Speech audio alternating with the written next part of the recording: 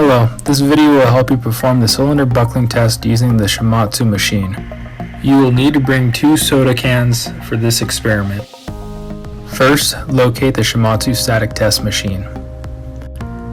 See if the upper and lower compression plate fixtures are installed. You will need calipers, a measuring tape, and a tool to cut the soda can. If you are responsible for setting up and tearing down the fixtures, then you will need the upper compression plate, the lower compression plate, the upper compression plate fixture, a 2.5mm Allen wrench, and a spanner wrench. Install the lower compression plate, which does not have a notch on top of its post. Install the upper compression plate fixture and tighten snug by hand.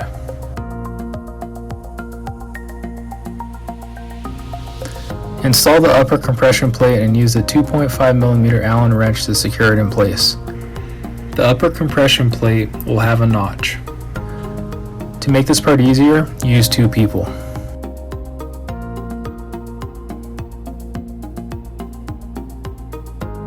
Now turn on the machine. Know where the emergency stop button is and make sure that it is not currently activated. Flip the switch on the side of the machine. Next, flip the switch on the front of the machine. Turn on and log on to the computer. The username and password is arrow357 all capitals. Open the trapezium software. The username and password is also arrow357 all capitals. Click on the select method and test button. Choose the arrow357 compression soda can file. Go to the control panel and press the system button. Scroll down to calibration using the up-down arrows or the wheel. Press start. Force execution will show. Press start again. Wait until the machine finishes calibrating.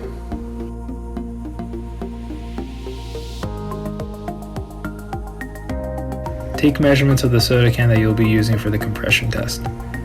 Take measurements of the length and the diameter. Grab the second soda can and cut it open. Be careful not to cut yourself. Measure the thickness of the wall. Click on the specimen sizes button and input the diameter, length, and thickness. Be ready to press the emergency stop. Jog the load head by selecting the test button, then jog on off, then high speed. Then press the down arrow. Lower the head to about ½ an inch from the top of the soda can. Make sure to deselect jog on off and high speed once done jogging. Lower the safety glass. Calibrate the machine again. Go to the control panel and press the system button. Scroll down to calibration using the up-down arrows or the wheel. Force execution will show.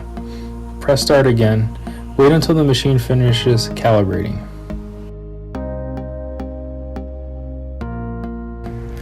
Zero the force and stroke.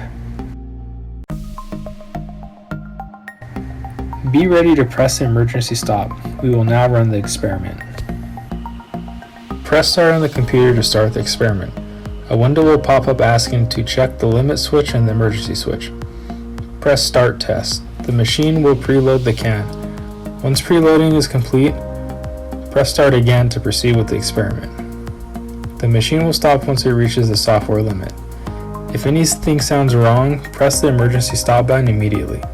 Once the experiment is finished, a software limit window should open. Another window will pop open regarding alarm resetting. Select yes. Export the data by selecting File, then Export, then Raw Data. Save the file to the desktop of the computer and transfer the file to a USB stick. Then delete the file on the desktop. Jog the head up at least a foot above the lower compression plate. Don't forget to deselect jog on off and high speed. Raise the safety glass and remove the specimen. Turn off the computer on the Shimadzu static test machine.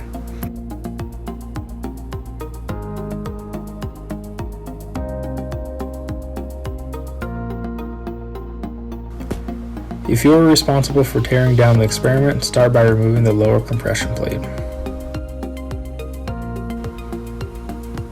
Next, hold the upper compression plate in place while using the 2.5mm Allen wrench to remove it. Make sure to hold the upper compression plate so that it does not fall and damage the machine.